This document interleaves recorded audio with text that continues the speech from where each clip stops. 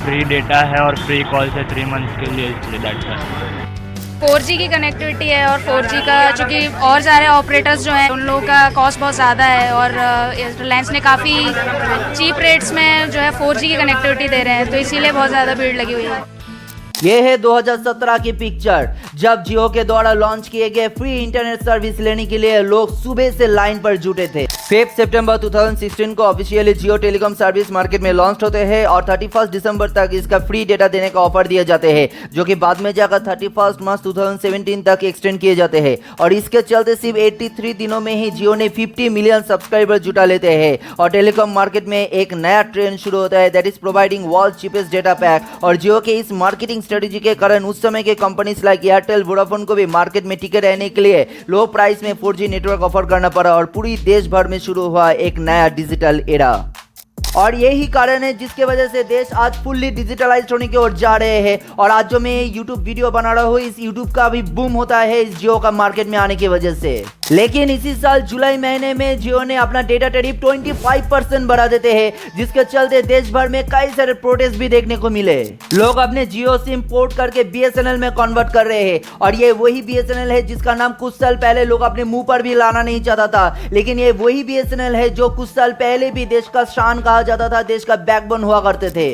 तो फिर क्या था देश के टेलीकॉम इंडस्ट्री का हिस्ट्री? कैसे BSNL का डाउनफॉल होते हैं? क्या इसके पीछे कोई कॉन्स्पिरेसी था? क्या BSNL सच्ची में हम लोगों को इस सिचुएशन में बचा पाएंगे? गवर्नमेंट का क्या रोल है इस पूरे मामले में? इस प्राइस हाइक के वजह से गवर्नमेंट का प्रोजेक्ट डिजिटल इंडिया कितना इफेक्टेड होंगे? इस सब कुछ आज इस वीडियो पर जानने की कोशिश करेंगे, इसलिए इस वीडियो को इन तक जरूर देखिए। और जिन्होंने भी अभी तक इस चैनल को सब्सक्राइब नहीं किया, जल्द से जल्द इस चैनल को सब्सक्राइब कर दीजिए। साइड में जो बेल आइकन है उसको भी क्लिक कर दीजिए।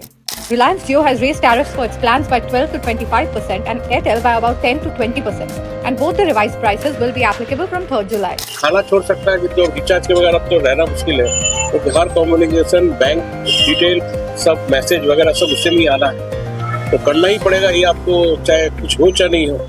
उसी का पूरा फायदा ये कंपनी वालों को मिल रहा है। साल 1850 फर्स्ट इलेक्ट्रिक टेलीग्राफ लाइन शुरू होते हैं बिटवीन कोलकाता एंड डायमंड हार्बर और अगले ही साल ये लाइन ईस्ट इंडिया कंपनी के लिए खोल दिए जाते हैं। In 1882 telephone companies namely oriental telephone company limited and the Anglo Indian telephone company limited approach the British India government to establish a telephone exchange in India, लेकिन उस समय वो रिफ्यूज कर दिए जाते हैं, ये कहकर के टेलीफोन नेटवर्किंग पूरी तरह से सरकार के अधीन है, इसलिए इसको प्राइवेट कंपनी के हाथों नहीं सौंपा जाएंगे। हालांकि इन 1881 गवर्नमेंट अपने इस पॉलिसी को चेंज किए and a licence was granted to the Oriental telephone company Limited of England for opening telephone exchange at Kolkata, Mumbai, Chennai and Ahmedabad.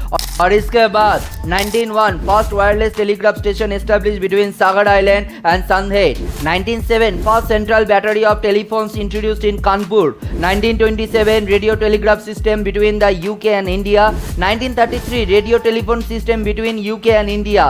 1947 first electronic and telecommunication engineering department started in India at the government engineering college in Jabalpur. 1975 first PCM system commission between Mumbai city and Andheri telephone exchange. 1995 first mobile telephone service started on non-commercial basis. Liberalization in telecommunications industry started in 1981 जब उस समय के prime minister Indira Gandhi ने France के Alcatel CIT से state own telecom company के मार्च होने का कॉन्ट्रैक्ट साइन करी, जिसके तहत हर साल 5 मिलियन टेलीफोन लाइन सेटअप करने का लक्ष्य रखा गया। लेकिन कॉन्ट्रैक्ट के बाद भी ऑपोजिशन के दबाव के कारण ये मिशन अल्टीमेटली अनफुलफिल रहते हैं। इसके बाद राजीव गांधी के हाथ टेलीकम्युनिकेशन इंडस्ट्री फिर से लिबरलाइज्ड होने की ओर बढ़ने लगे। He invited Sam Pitroda and a former Rockwell International executive to set up a Center for Development of Telematics, यानी कि C-DOT, जिसमें देश में पहली बार इलेक्ट्रॉनिक टेलीकॉम एक्सचेंजेस का मैन्युफैक्चर किए। In 1985 the Department of Telecom यानी कि DOT was separated from Indian Post and Telecommunication Department। साल 1986 महानगर टेलीकॉम निगम लिमिटेड यानी कि MTNL और विदेश संचार निगम यानी कि VSNL, इन दोनों डिपार्टमेंट को DOT से अलग किए जाते हैं to run telephone services in metro city, specially in Delhi and Mumbai and for international long distances। 1994 Narasimha Rao के government introduce the national telecommunication policies यानी कि NTP, which brought changes in the ownership, service and regulation of the national telecommunications infrastructure. In 1997, the government set up Telecom Regulatory Authority of India, यानी कि TRAI, which reduced the interference of government in deciding tariffs and policy making, और इससे public sector freely, steadily and fast काम करने पा रही थी. In 2000, the Vajpayee government constituted the TDSAT, यानी कि Telecom Dispute Settlement and Appellate Tribunal, through an amendment of the TRAI Act 1997. इस ट्राइब्यूनल का मेन ऑब्जेक्टिव था ट्राई के डिसीजन को स्क्रूटिनाइज करना और जरूरत पड़ने पर उसे चैलेंज करना. 1 अक्टूबर 2000 गवर्नमेंट डॉट को कॉर्पोरेटाइज किए और नाम हुए डिपार्टमेंट ऑफ टेलीकम्युनिकेशन सर्विसेज यानी कि DTS, जो कि बाद में जाकर नाम हुए भारत संचार निगम लिमिटेड यानी कि BSNL. पहले गवर्नमेंट के तरफ से डिसीजन लिया गया था कि BSNL के स्टेक ऑफ फॉरेन इन्वेस्टमेंट 49% से बढ़ाकर 74% किए जाएंगे, लेकिन स्ट्रॉन्ग ऑपोजिशन के कारण ये रिजेक्ट हो जाते हैं. April 2002, government decided to cut its stake of 53% to 26% in BSNL, यानी कि विदेश संचार निगम, and to throw it open for sale to private enterprises. And Tata finally took 25% stake in BSNL. After March 2000, government telecom policy making में और ज्यादा liberal भूमिका निभाते हैं और सेलुलर सर्विस प्रोवाइडर्स के लिए लाइसेंस फीस भी कई हद तक घटा दिए जाते हैं और इसके चलते सर्विस कॉस्ट, कॉल कॉस्ट कई हद तक गिर गए और अब भारत के हर कोई middle class family cell phone खरीदना शुरू किए. इनफैक्ट सिर्फ उसी साल पूरी देश भर में 32 मिलियन हैंडसेट्स बिक जाते हैं. इसके चलते कई सारे प्राइवेट ऑपरेटर्स जैसे कि Reliance Communications, Tata Indicom, Vodafone, Loop Mobile, Airtel, Idea etcetera successfully entered into this booming Indian telecom market. Jio आने से पहले मार्केट में major mobile operators like Airtel, Vodafone और इस BSNL के अलावा और भी 16 मोबाइल ऑपरेटर्स मौजूद थे, जैसे कि हाथ spice communication, virgin mobile, Videocon telecom, MTS India, Aircel, Telenor, idea, Tata Docomo, Reliance communications etcetera. इतने कंपनीज मार्केट में रहने के कारण एक healthy competition for providing better network in laser price market में देखने को मिल रहे थे और कस्टमर्स के पास भी कई सारे ऑप्शंस अवेलेबल थे. लेकिन 2016 मार्केट में जियो आने के साथ साथ टेलीकॉम इंडस्ट्री में एक बहुत बड़ा चेंज देखने को मिले. मिनिमम टेरिफ रेट, लो डेटा चार्जेस के कंपटीशन में काफी सारे छोटे छोटे कंपनी टिक नहीं पाए और मार्केट से या तो गायब हो गए या फिर बड़े कंपनी से मर्ज हो गए. अभी एट प्रेजेंट बस 3 ही फुल्ली प्राइवेट कंपनीज इस पूरी टेलीकॉम इंडस्ट्री को कंट्रोल कर रहे हैं, एयरटेल, VI और इन सब के दादा जो है वो है रिलायंस जियो.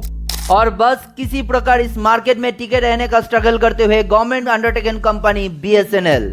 लेकिन इस BSNL के साथ क्या हुआ, कैसे BSNL डिस्ट्रॉयड हो जाते हैं या फिर क्या इसको प्लान करके डिस्ट्रॉय कर दिए जाते हैं. जबकि 2021 में मुकेश अंबानी की जियो ने टोटल 21,000 करोड़ के प्रॉफिट कमाए थे, वही 2004 अगर देखें तब उस समय BSNL का प्रॉफिट मार्जिन था मोर देन 10,000 करोड़, जिसको अगर आज के हिसाब से देखें तो फिर 30,000 करोड़ से भी ज्यादा होते हैं. मतलब आज जियो का जो मार्केट है BSNL एक समय उससे भी ऊपर था. इनफैक्ट सिर्फ 2001 से 2008 के बीच BSNL ने 46,000 करोड़ से भी ज्यादा प्रॉफिट जनरेट किए थे और 70% मार्केट शेयर था इसके पास. लेकिन ऐसा क्या हुआ जिसके वजह से BSNL, जिसको एक समय देश का बैकबोन कहा जाता था, आज इसका ऐसा हाल हुआ. पब्लिक सेक्टर होने के कारण गवर्नमेंट इंटरफेरेंस इसमें ज्यादा नहीं थे. गवर्नमेंट का मतलब था टाइम टू टाइम टैक्स मिलना जिससे गवर्नमेंट और प्रॉपर्ली रन कर सके और इसके वजह से बिना किसी रेट फाइल कॉम्प्लिकेशन में अटके के BSNL तेजी से आगे बढ़ रहे थे. इनफैक्ट गवर्नमेंट सेक्टर होने के कारण BSNL उस समय देश के मैक्सिमम एरिया को कवर कर सकते थे और रिमोट प्रोविंस में भी अपना टावर सेट कर पा रहे थे, जबकि उस समय के बड़े बड़े मोबाइल ऑपरेटर्स कंपनीज उस समय स्ट्रगल कर रहे थे अपना टावर सेट करने के लिए. लेकिन इसके बाद सामने आए दयानिधि मारन का सान नेटवर्क वाला स्कैम. यहाँ पर एलिगेशन थे कि उस समय के यूनियन मिनिस्टर दयानिधि मारन अपने ही भाई कल्याणिधि मारन के प्राइवेट कंपनी सान नेटवर्क को प्रमोट करने के लिए 700 से भी ज्यादा BSNL के हाई स्पीड लाइन उनके घर पर लगाए थे. इसके चलते उस समय BSNL को तकरीबन 2 करोड़ का नुकसान हुए थे. इसी बीच BSNL WiMAX टेक्नोलॉजी से पूरी देश में हाई स्पीड इंटरनेट की सुविधा पहुंचाने का प्लान कर रहे थे और इस टेक्नोलॉजी BSNL ही पहली बार देश में लाई, जिसके चलते मिनिमम चार्ज में देश को हाई स्पीड इंटरनेट सर्विस मिलने वाला था. लेकिन उसी समय सामने आए 2G स्पेक्ट्रम घोटाला. उस समय के टेलीकॉम मिनिस्टर A राजा के ऊपर एलिगेशन आए थे कि उन्होंने काफी लो प्राइस में अनलॉफुली 2G स्पेक्ट्रम के लाइसेंस सेल किए थे, जिसके चलते गवर्नमेंट को ऑलमोस्ट 1800 बिलियन रुपीज का नुकसान झेलना पड़ा. और इन दो बड़े घोटाले के कारण बीएसएनएल अब पूरी तरह से सरकार के नजर में चले आते हैं और जो बीएसएनएल अब तक किसी भी रेट फाइल कॉम्प्लिकेशंस के अलावा तेजी से आगे बढ़ रहा था, अब से हर छोटे बड़े टेंडर्स के लिए वो कॉम्प्लिकेशंस फेस करना पड़ रहा था और इसके कारण मार्केट में कंपटीशन में हर कोई प्राइवेट कंपनी से बीएसएनएल धीरे धीरे पीछे जाने लगे। 2016-17 में बीएसएनएल ऑलमोस्ट 5000 करोड़ का लॉस झेलते हैं और 2017-18 में ये बढ़कर 8000 करोड़ हो जाते हैं। लेकिन क्या सभी दोष सिर्फ पिछले सरकार का ही है? करेंट गवर्नमेंट ने भी बीएसएनएल को काइंड ऑफ एक्सप्लॉइट ही किए हैं। एक तो बीएसएनएल के 4G स्पेक्ट्रम टेंडर को होल्ड करके रख देना, जिसके वजह से बाकी कंपनी जब 4G से 5G नेटवर्किंग की ओर जा रहे हैं, बीएसएनएल बस चुनिंदा कुछ जगह के अलावा बाकी सभी जगह पर बस अभी भी 2G एंड 3G नेटवर्किंग के साथ ही चल रहे हैं। और साथ ही साथ जहां पर स्टेट ओन सेक्टर को spectrum licence free of cost देना पड़ता है, सरकार वही ओवर प्राइस में दिए। 2023 में द टेलीग्राफ में छपे इस रिपोर्ट के मुताबिक जहां पर 1 ब्लॉक ऑफ 700 मेगाहर्ट्ज स्पेक्ट्रम की कीमत 19,635 करोड़ रुपए पड़ते हैं, वही मोदी सरकार ने 10 megahertz of pair spectrum for the same band को 46,000 करोड़ में दिए। इनफैक्ट 2016 में हर एक लीडिंग न्यूज़पेपर में जियो के ऐड में प्रधानमंत्री नरेंद्र मोदी जी को दिखाए गए, जो देखकर हर एक के होश उड़ जाते हैं क्योंकि कोई भी प्राइम मिनिस्टर किसी भी एक पर्टिकुलर प्राइवेट कंपनी को एंडोर्स नहीं कर सकते हैं, लेकिन वास्तव में यही हुए। तो फिर अगर देखा जाए तो फिर यूपीए गवर्नमेंट के करप्शन और करेंट गवर्नमेंट के रॉन्ग पॉलिसीज इस बीएसएनएल के डाउनफॉल के पीछे सबसे बड़ा रीजन है और इसका फायदा मिले जियो जैसे कंपनीज को, जिन्होंने टेलीकॉम मार्केटिंग को मोनोपोली बनाकर अब जो चाहे वो कर पा रहे हैं।